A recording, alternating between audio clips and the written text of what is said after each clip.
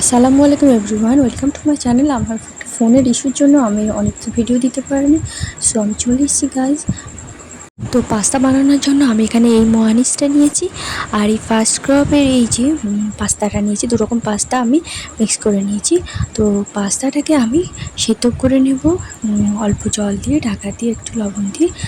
আর এদিকে আমি বিনস কিছুটা কুচিয়ে নিয়েছি, একটু টমেটো একটা কুচিয়ে নিয়েছি, কাঁচা লঙ্কা দুটো কুচিয়ে নিয়েছি, আর এদিকে পেঁয়াজ হাফ আমি কুচিয়ে নিয়েছি। আমি যেহেতু অল্প দুজনের মতো পাস্তা বানাচ্ছি, সেই জন্য আমি অল্প সব পরিমাণ অল্প অল্প করে কুচিয়ে নিয়েছি। আর ক্যাপসিকাম আমি একটু কুচিয়ে নিয়েছি।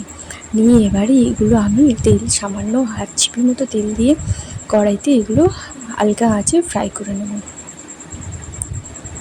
নাড়াচাড়া করে নিয়ে সিদ্ধ মতো হয়ে আসলে তখন আমি আগে থেকে সেদ্ধ করে রাখা পাস্তাগুলোকে কড়াইতে দিয়ে দেবো, দিয়ে ভালো করে নেড়েচেড়ে নেব।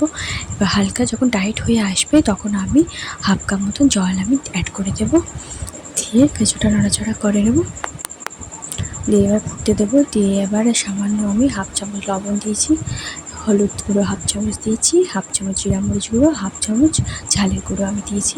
দিয়ে ভালো করে নাড়াচাড়া করে একটু ফুটবে, সেই সময় আমি টমেটো সস আমি কেচাপ এখানে 1 চামচ মতো অ্যাড করেছি। আর এই ময়োনিজটা আমি 1.5 চামচ মতো অ্যাড করেছি। দিয়ে ভালো করে আবার কষাতে থাকবো।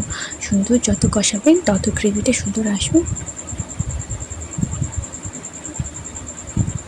এবার গ্রেভি মতো হয়ে আসলে আমি 1 গ্লাস জল ঢেলে দেবো, দিয়ে এবার ফুটতে দেবো।